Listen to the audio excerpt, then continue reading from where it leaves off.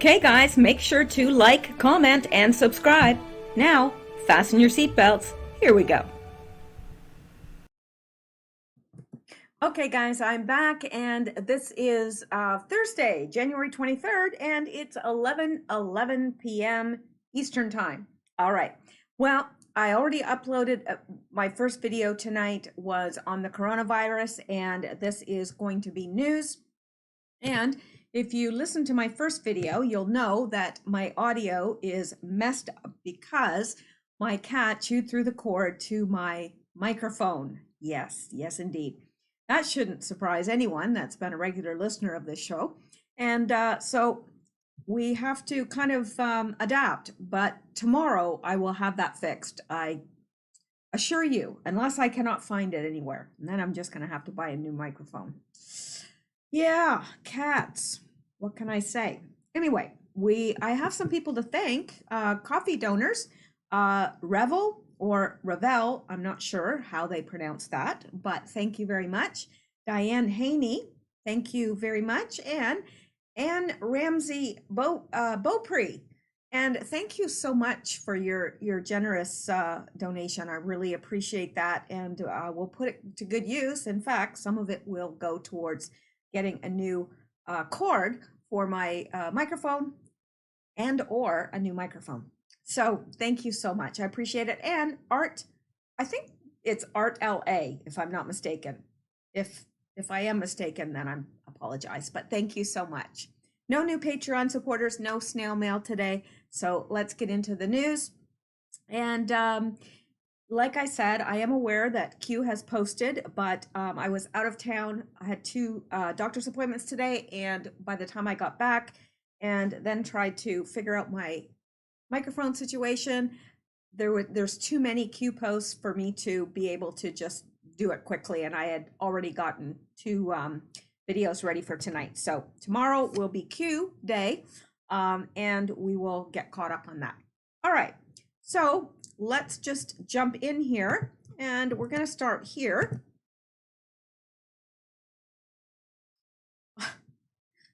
You know, just in case you weren't watching the impeachment hearings today, and I sure wasn't. I'm actually having to catch up every day with what happened in the impeachment because I can't listen to these people. I could not. I refuse to torture myself. You know what? I love you guys. You guys are awesome, but I can't even torture myself for you guys. It's just, Madam Schiff. All right. Well, this is 8 hours of impeachment hearings in 30 seconds. So here you go.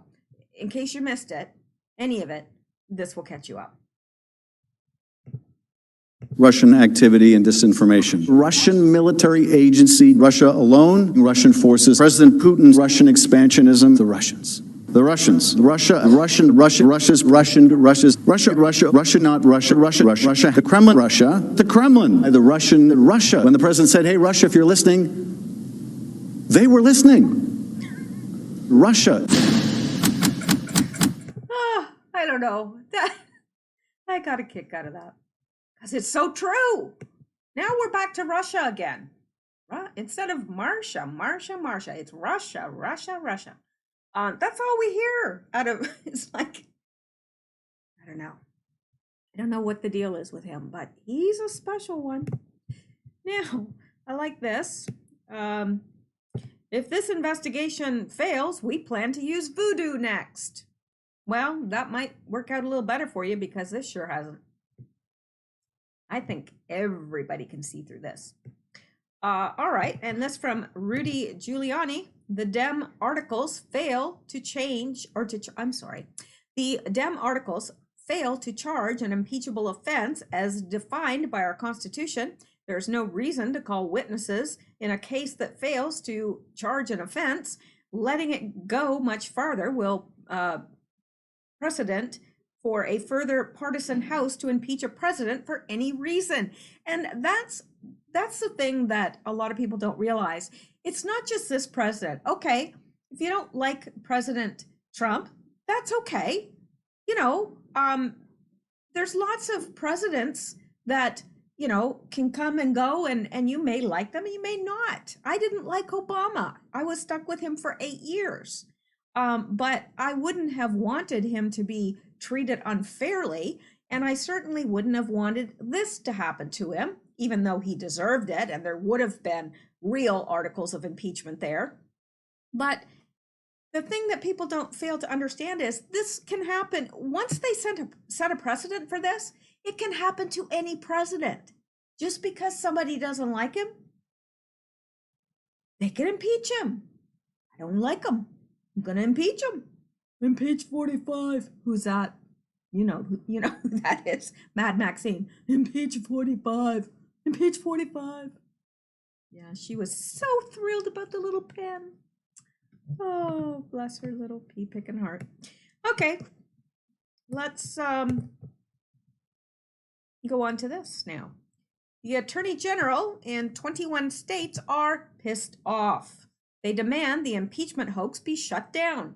They said the House should be embarrassed to have even brought this to trial. What is this doing? Oh, I see. What this is doing to our country is dangerous. Well, yes, I completely concur here.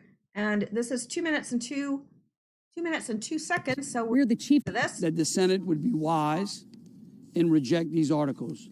I would now like to invite General Leslie Rutledge from the state of Arkansas to say a few words. General.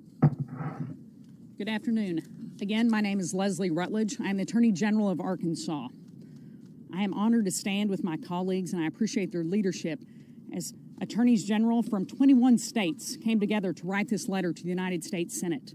We are the chief legal officers of each of our states, and recognizing the importance of the rule of law, recognizing what this impeachment trial has already done to the United States of America. What the House of Representatives has done is tear down and rip apart the threads of our democracy. We cannot allow one party to be so frustrated with the outcome of an election that they will undo our Constitution. That's right.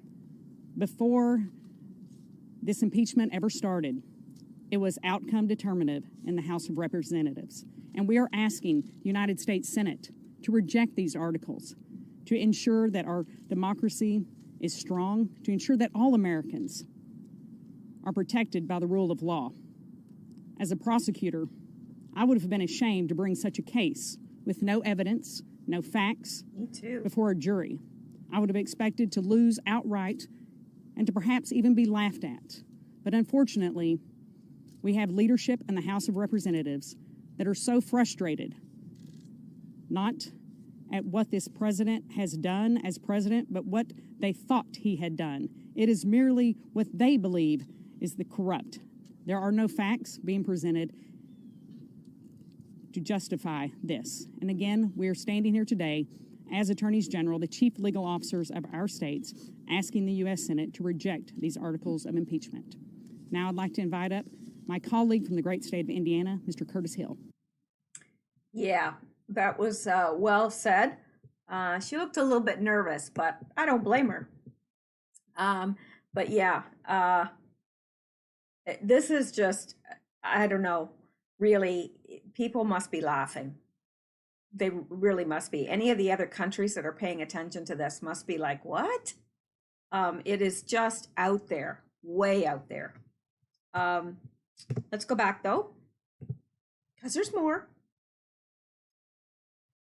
All right. Now, again, Rudy Giuliani. Everything I tried to tell the press last March is now coming out, and more. I will now start to reveal the evidence directly to you, the people. The Biden family enterprise made millions by selling public office. Then, when Joe was Obama's point man, they all made millions. Oh, yes, they did. Yes, they did. Well, I mean, look at the houses Obama has now. Unbelievable. And he went in with next to nothing, but he's able to buy, multi-million-dollar homes, more than one. All right, let's take a look at this.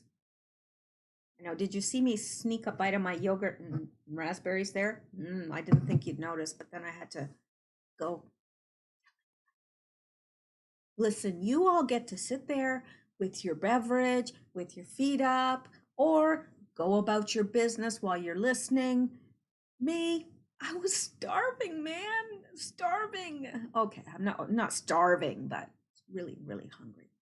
Okay, so let's go here and Gateway Pundit. Here we go. Happening tomorrow. Rudy to begin revealing top-level Democrats making millions of dollars selling their public office. And President Trump's personal attorney, Rudy Giuliani, dropped a bomb Thursday morning, warning that he is going to start revealing documents related to the Biden family's corrupt and criminal dealings in the Ukraine and elsewhere around the world. And we just read this tweet that he had, everything I tried to tell the press last March. Later Thursday evening, Rudy revealed that he's going to start hitting the swamp tomorrow and unleash on top-level Democrats who sold their public office for millions of dollars. Rudy also said Democrat officials conspired with foreign officials to destroy the Trump candidacy. Boy, I hope he's being guarded closely tonight. Really, I'm not joking. Starting tomorrow, we will begin cracking through the swamp's media cover-up of top-level Democrats selling their public office, resulting in multi-millions in Ukraine and the conspired attempt with foreign officials to destroy the Trump candidacy, Rudy said in a tweet. And let's just go down here. And this is his tweet. Follow the money, Rudy said. Everywhere Obama's point man went, the Biden family enterprise made millions. Yes, millions. And of course, we know that to be true now. Those of us that have been following all this and listening to Q and everything else, we know this. But a lot of people are just waking up to this fact and they're like, what? They just, because you don't hear a lot of this stuff on mainstream media. And that's where most Americans get their news. Well, not as much anymore, though. All right. And it said the key to solving large and complex corruption cases is to follow the money. Everywhere Obama point man went, the Biden family enterprise made millions. And that is the tweet. Secret Empire's author, Peter Schweizer, wrote a new book entitled Profiles in Corruption, Abuse of Power by America's Progressive Elite. And one slimy lifelong politician, Joe Biden, emerges as the king of sweetheart deals, Schweitzer said. According to Schweitzer, Hunter Biden wasn't the only family member who made millions off his political connections. That's true. 5 members of Joe Biden's family, 5, count them, 5 of Joe Biden's family enriched themselves because of Joe Biden's lifelong career in politics, and Schweitzer outlined his new book in a New York Post article shortly before its launch date. Joe Biden's younger brother, James Biden, often frequented the White House when old Crooked Joe was vice president, and a construction management company he was affiliated with, Hillstone International, flourished. James Biden was made vice president of Hillstone despite having 0 experience in the field, and next thing you know, the firm was part of a $35 billion project to build homes in Iraq. See how that works? Yeah. Joe Biden's son, Hunter Biden, made millions of dollars sitting on the board of Burisma Holdings, a Ukrainian national gas company, despite having 0 knowledge in the field. Hunter Biden took a ride with Daddy Joe in Air Force Two to Beijing, and less than 2 weeks later, Hunter secured a $1.5 billion from the Bank of China for the new firm Rosemont Seneca, partnered with Bohai Harvest, RST. Joe Biden's other brother, Frank Biden, was flown to Costa Rica on Air Force Two in 2009, where he was busy wheeling and dealing a huge real estate deal and other hustles, despite 0 experience in the field. Shortly after Frank Biden's trip to Costa Rica, the Costa Rican News announced a new multilateral partnership to reform real estate in Latin America among Frank Biden, a developer named Craig Williamson, and the Guanacaste Country Club, a newly planned resort. This is just the tip of the iceberg. Countless Democrat lawmakers made millions of dollars the same way the Bidens, Clintons, and Obamas have with pay-to-play schemes. Stay tuned. Oh, we will. We will. All right. Let's go back here, and we're going to next go here. This is really, really new news. Huge, huge.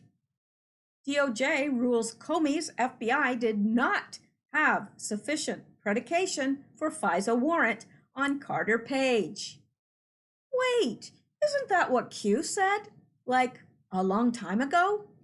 Yeah, it is. But, you know, we had to give time for everybody else to catch up.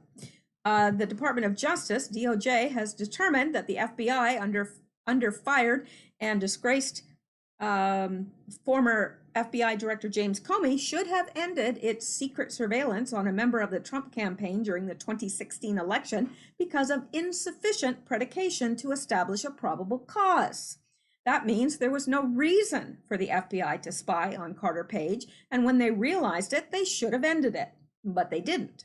These are professional law enforcement people, so there's no way they can argue they didn't know what they were doing was bogus. If this is right, then everything they did after obtaining the FISA warrant was illegal. It also means that everyone involved is in a heap of big doo-doo. I like that, doo-doo. Reuters reporter Brad Heath took to social media to highlight the freshly declassified letter that the DOJ sent to the FISC court. DOJ told the Foreign Intelligence Surveillance Court in December that it now thinks there was insufficient predication to establish probable cause to substantiate 2 of its 4 applications to wiretap ex-Trump aide Carter Page. And that is his tweet to that regard. Thanks in large part to the work of the Office of the Inspector General, U.S. Department of Justice, the court has received notice of material misstatements and omissions in the applications filed by the government in the above captioned dockets. A letter stated, DOJ assesses that with respect to the applications in docket number 17 to 375 and 17 to 679, if not earlier, there was insufficient predication to establish probable cause to believe that Carter Page was acting as an agent of a foreign power. That's because he wasn't. This is a big deal. The Justice Department is conceding that 2 of the 4 FISA applications it used to conduct surveillance of former Trump campaign aide Carter Page were not lawful, and it's not defending the legality of the other 2 applications. Interesting. The government further reports that the FBI has agreed to sequester all collection the FBI acquired pursuant to the court's authorization in the above listed 4 docket numbers targeting Carter Page, pending further review of the OIG report and the outcome of related investigations and any litigation. The letter continued, the government has not described what steps are involved in such sequestration or when it will be completed. It has, however, undertaken to provide update to the court when the FBI completes the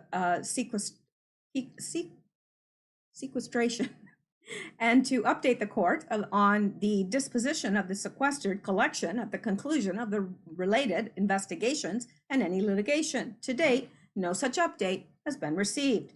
DOJ told the Foreign Intelligence Surveillance Court in December that it now thinks there was insufficient predication to establish probable cause to substantiate 2 of its 4 applications to wiretap ex-Trump aide Carter Page.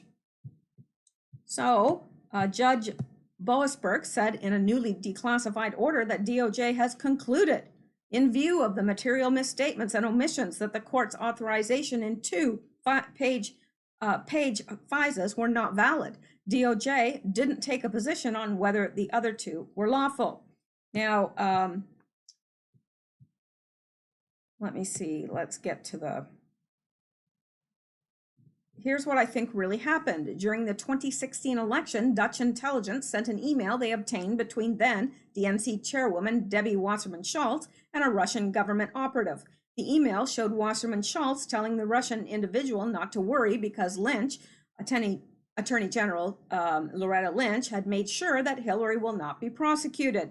Allegedly, Comey and others in the FBI and DOJ freaked out and worried that the Russians were going to exploit the email, so the Obama administration had Comey do what Democrats always do. They projected it onto a Republican, in this case, Donald Trump and his campaign. Comey began the bogus story of Trump-Russia collusion, and the rest is history. That's just one problem. The email did legitimately come from Dutch intelligence, and it was a product from Russia, but the email was a hoax. The Russians are known for disinformation, and Comey fell for it hook, line, and sinker, and he used the full force of the US FBI to cover up what he thought was a scandal that would harm Hillary Clinton in the election. When the FBI discovered the email was a hoax, they should have admitted it, said, "My bad," and moved on with promises of starting policies that would make sure it would never happen again. But they didn't do that. Comey worried if Trump won the election and found out what he did, he'd be in big trouble. So instead, he decided to double down on the lies and attack Trump and his campaign so he wouldn't win. If all of this is true, I hope to God James Comey goes to prison because he put the country through hell to save himself from embarrassment over being a dope who fell for a Russian disinformation campaign. And once again, he went down that road.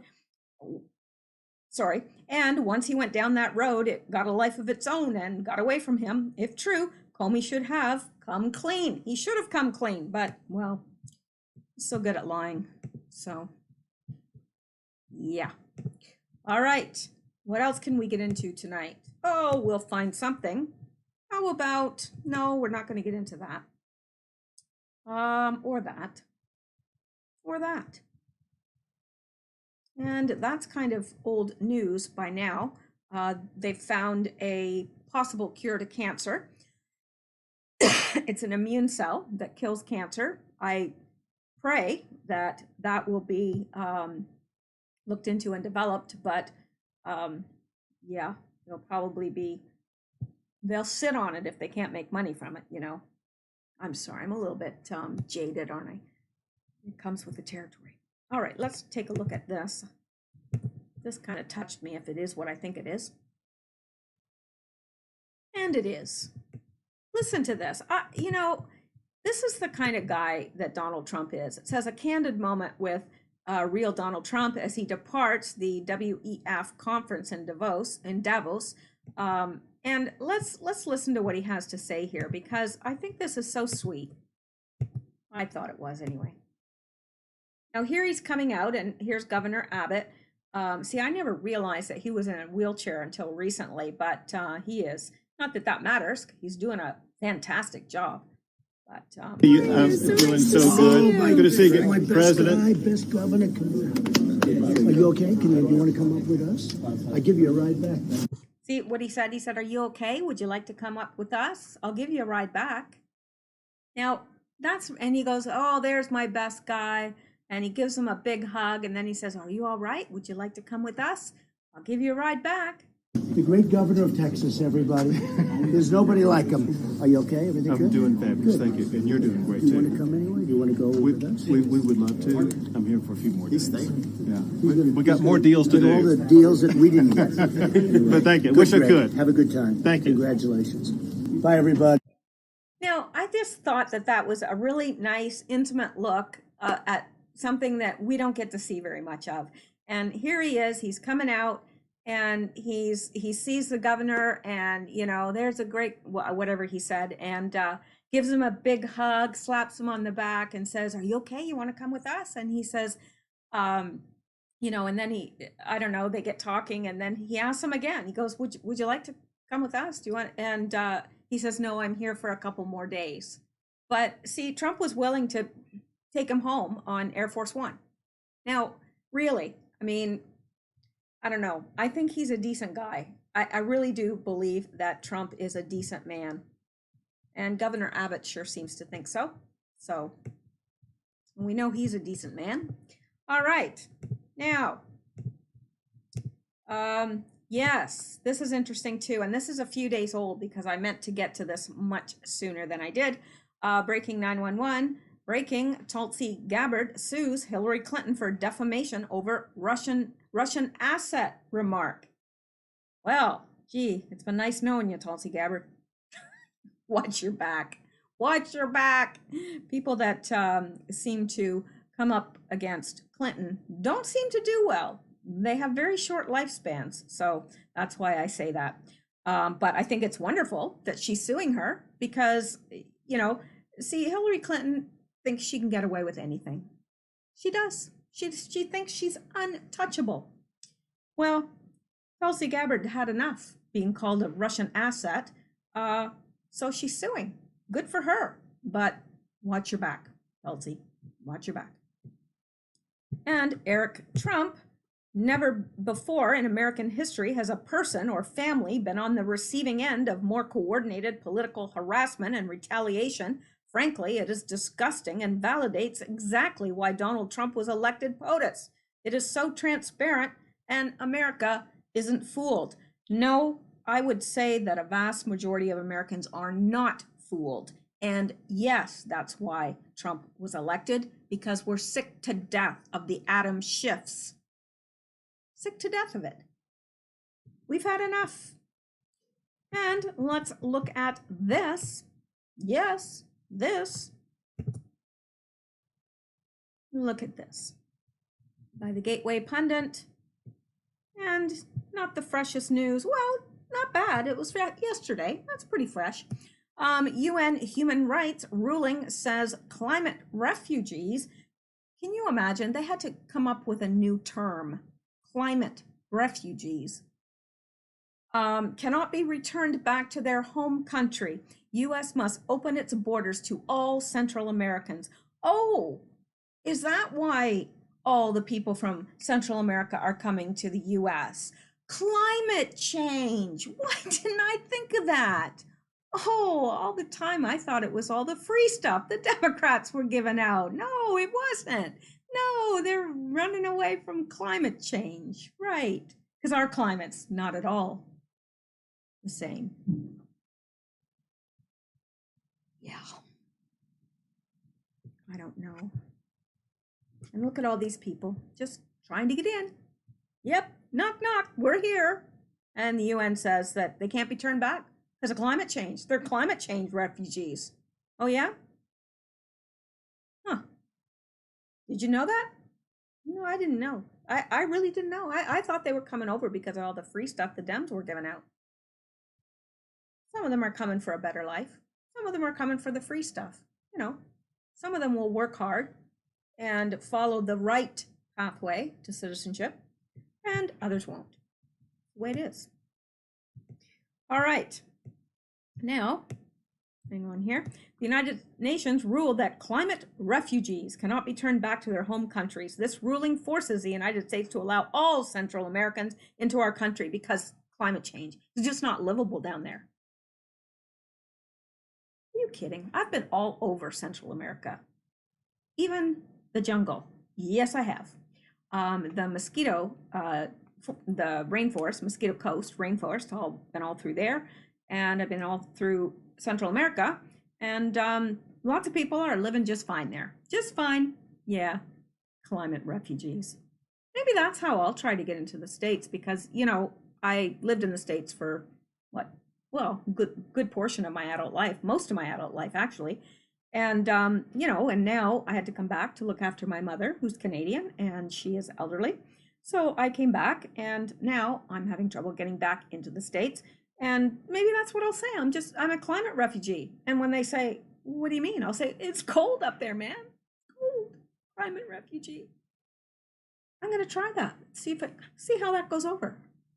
And I'll say, according to the UN, you can't turn me away. I'm a climate refugee. And if they say, well, we don't believe you, I'll say, well, have you been to Canada? Go back there. Go back. You know, stay for a few days in the winter. See how you like it.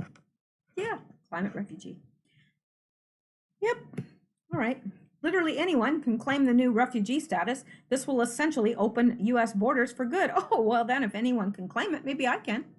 Not just Central America. I mean, it's cold up here. Really cool. Really, really cool. Now the left has combined open borders with junk science to create climate refugees. Yeah, that guy right there, he's a climate refugee. He's not fleeing from his country. No, he's fleeing the climate change. It is unlawful for governments to return people to countries where their lives might be threatened by climate crisis. My life could be threatened by a climate crisis here. It's really cold. My heat ever went off, I'd freeze to death. Climate refugee. I need to move down south. People are friendlier there anyway. Well, some of them are. For the most part, Canada's pretty friendly. I shouldn't say that. We're pretty friendly up here, but it's cold. We get a little testy when it's cold. All right. The judgment, which is the first of its kind, represents a legal tipping point and a moment that opens the doorway to future protection claims for people whose lives and well-being have been threatened due to global heating. Experts say, global heating? Oh, maybe my snow wouldn't work. It's so hot that the snow's melting and I'm afraid I'm going to drown. I'm a climate refugee, man. Let me in. Okay, tens of millions of people are expected to be displaced by global heating in the next decade. Oh, sounds serious. The judgment relates to the case of somebody's name I can't pronounce, a man from the Pacific nation of a nation I can't pronounce, which is considered one of the countries most threatened by rising sea levels. He applied for protection in New Zealand in 2013, claiming his and his family's life were at risk. The committee heard evidence of overcrowding on the island of South Tarawa, where this guy T lived, saying that the population there had increased from 1,641 in 1947 to 50,000 in 2010 due to sea level rising, leading to other islands becoming uninhabitable, which had led to violence and social tensions. He also spoke of lack of fresh water and difficulty growing crops due to the salinity of the water table, causing serious health issues for his family. He said that as Kiribati was predicted to be uninhabitable in 10 to 15 years, his life was endangered by remaining there. Okay. But that certainly doesn't apply to the people in Central America. But, well, yeah, the UN. Got the collective brain power of a soap dish. All right, I'm just gonna blow it off there. Okay, now some of this stuff is a little old, and let me see. Oh yes, let's look at this. Oh really, I think we should, seeing as it's about Hillary, you know. Now, all right. High-ranking FBI officials are spilling the beans on a massive cover-up involving Hillary Clinton. No, not Hillary. Yes, Hillary. Bill Clinton, the State Department, and a scheme that steered untold billions of tax dollars to the Clinton Foundation and Clinton Associates. Thomas Paine broke the story on his Patreon show on Tuesday night, as well as his new podcast, and the Justice Department is implicated too, not to mention the disturbing implications surrounding the mysterious death of the FBI's top financial crimes investigator, who was privy to the details of the scheme while leading the Bureau's investigation of the Clinton Foundation. Yeah, wonder who that is. Yes, we know who it is. Even by Washington, D.C. standards, criminal conspiracies do not get any deeper than that newly minted Clinton-linked scandal, and the stakes here are as large as the corporation or as the corruption. Billions of dollars in tax money swiped from the U.S. Treasury while Hillary Clinton was Secretary of State and funneled to shell companies and associates who kicked back untold hordes of cash to the Clinton Foundation and, in essence, to the Clintons themselves. We are talking about billions of dollars that were stolen, siphoned, funneled, one top-level source said. Not millions, billions. It's absolutely massive, and other members of the Obama administration are involved. Attorney General William Barr, Justice Department, has been giving Hillary Clinton and other Democratic politicians another free pass, and federal agents are beyond steamed. You look at the size of this corruption and realize why Hillary warehoused all her State Department emails on a private server and destroyed thousands upon thousands of emails so no one could get a look at the side deals, Payne said. Thomas Paine broke the story on his Patreon show on Tuesday night, as well as his new podcast. Payne said, the information continues to pour in about this newly revealed and massive Clinton scheme. He said more stories will be forthcoming, including details of when and how much money was, and who else from the Obama administration is implicated. Here's an excerpt from the podcast. So we're finding the deceased top FBI special agent, Sal Cincinnati, alleged public suicide. Sure, it was a suicide. I think this calls for a collective eye roll, everyone. Everyone? Yeah, that felt a little bit better. Okay. Now, so yeah, alleged public suicide. Was a member of a team that was investigating the Clinton Foundation. What did I tell you? You cross the Clintons, you end up and had witnessed and investigated the fact that large amounts of money were being moved by Hillary Clinton through the Clinton Foundation, coming out, that traced back to the State Department during the time that she was Secretary of State. Gee, yeah, I bet you while he was investigating that, he just commits suicide. Right, sure, I believe it. Thousands wouldn't, but I do. No, I don't believe it either. This is the first time or the first proof that anyone has that she was actually taking money from public money from the State Department while she was Secretary of State and moving it around to her cronies linked to the Clinton Foundation, the Clinton cartel, and Cincinnati was part of the FBI who was looking into this. And incredibly, this has been on the desk of Attorney General William Barr, who hasn't done anything with it. The justice guys we talked to said the justice guys we talked to said she didn't take millions of dollars. She took billions of dollars. And she spread it around to her cronies and shell corporations, dummy companies, and then they kicked money back to the Clinton Foundation. And they may have even kicked money back into offshore accounts belonging to Bill and Hillary Clinton. This puts their hands right into the cookie jar.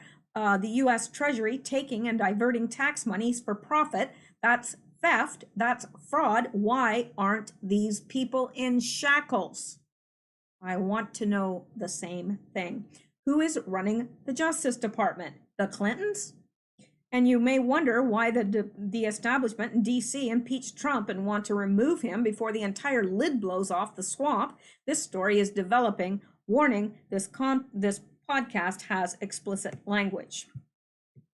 So, yeah, there's a lot of things simmering just below. It's like when you got a pressure cooker, the pressure's building, it's building, and then explodes.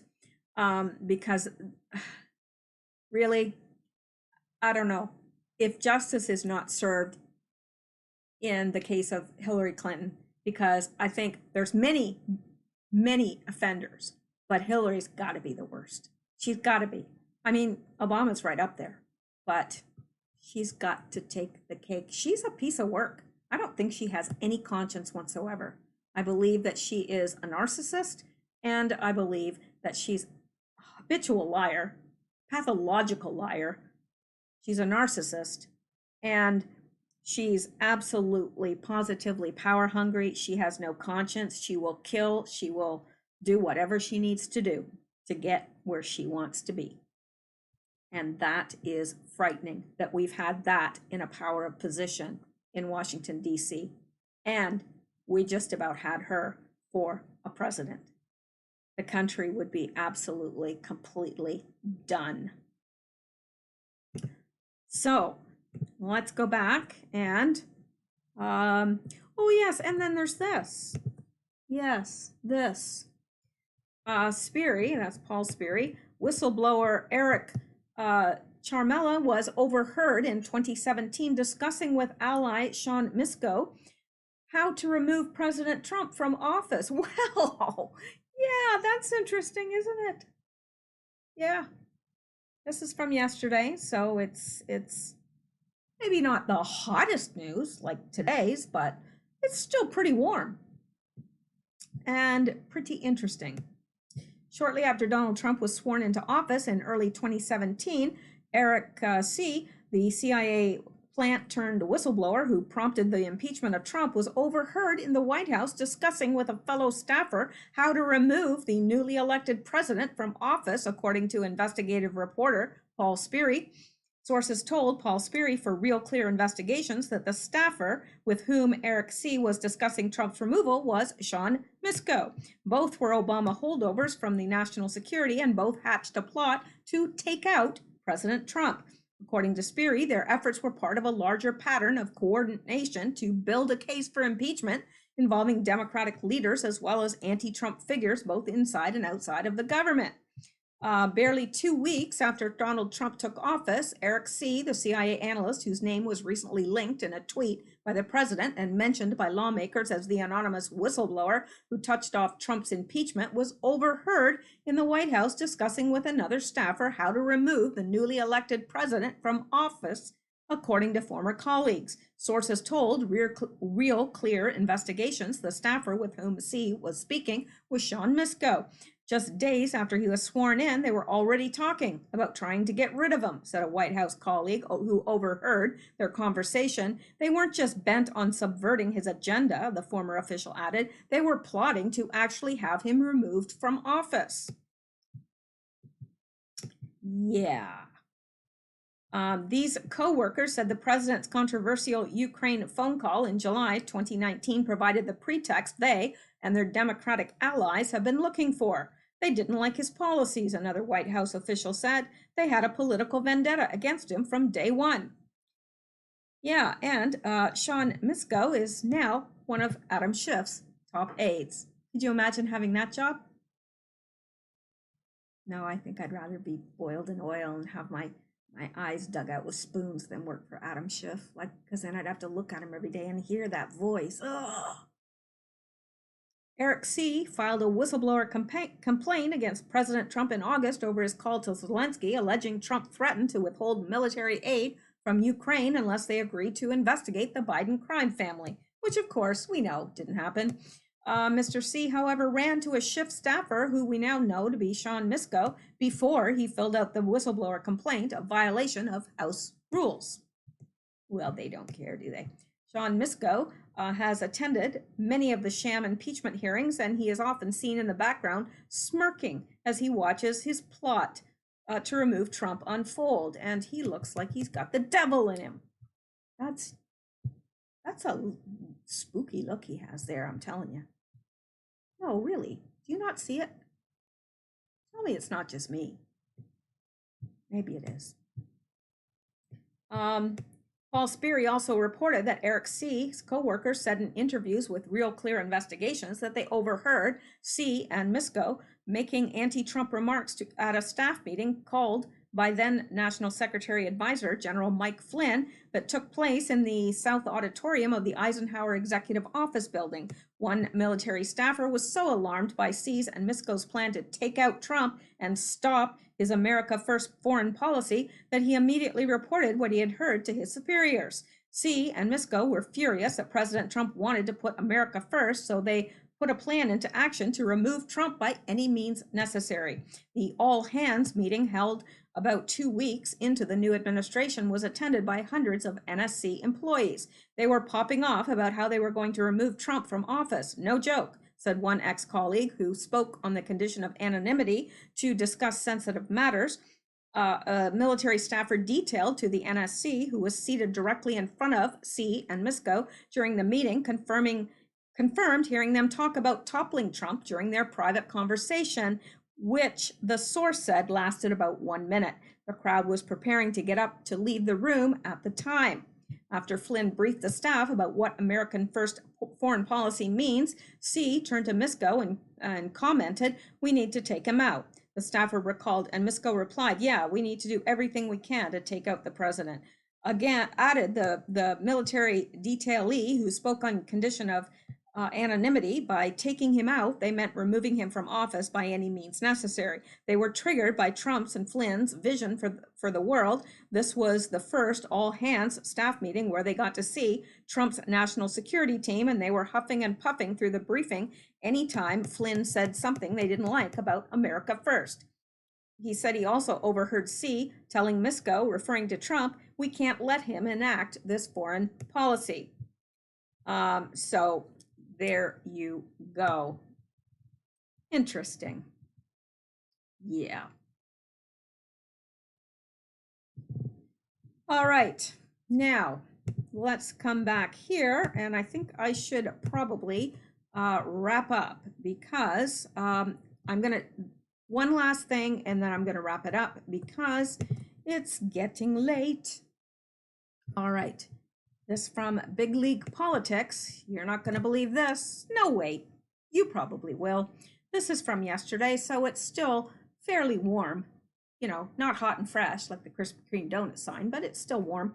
Virginia Democrats push legislation to make criticism of government officials a criminal offense. This is naked tyranny. Yes, it is. In the wake of the Virginia gun rights rally on Monday, Democrats in the Capitol are not slowing down their push for tyranny. They are moving a bill through the legislature that would effectively criminalize dissent against Governor Blackface Northam and other state government officials. House Bill 1627 was introduced by Delegate Jeffrey M. Bourne last week. The legislation provides that certain crimes relating to threats and harassment may be prosecuted in the city of Richmond if the victim is the governor, governor-elect, lieutenant governor-elect, attorney general or attorney general-elect, a member or employee of the General Assembly, a justice of the Supreme Court of Virginia, or a judge of the Court of Appeals of Virginia. Language in the bill explicitly criminalizes free speech in what would constitute a blatant attack on the First Amendment of the Constitution. Now, I don't agree that you should be able to threaten to kill them or anything like that, but, you know, to criticize them? Are you kidding me?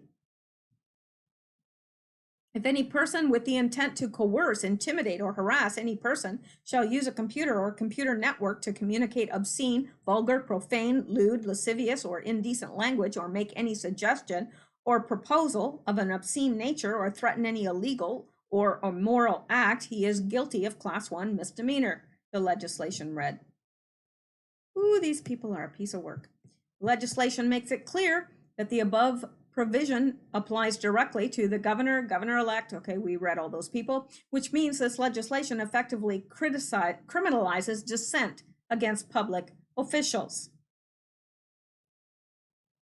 They work for us. Somebody forgot that. Somebody somewhere has forgot that. They work for us. Wow, on cue. Now they're after the 1A. Dems are trying to set up special rules exclusive to the elite ruling class to protect themselves from criticism. Not surprising.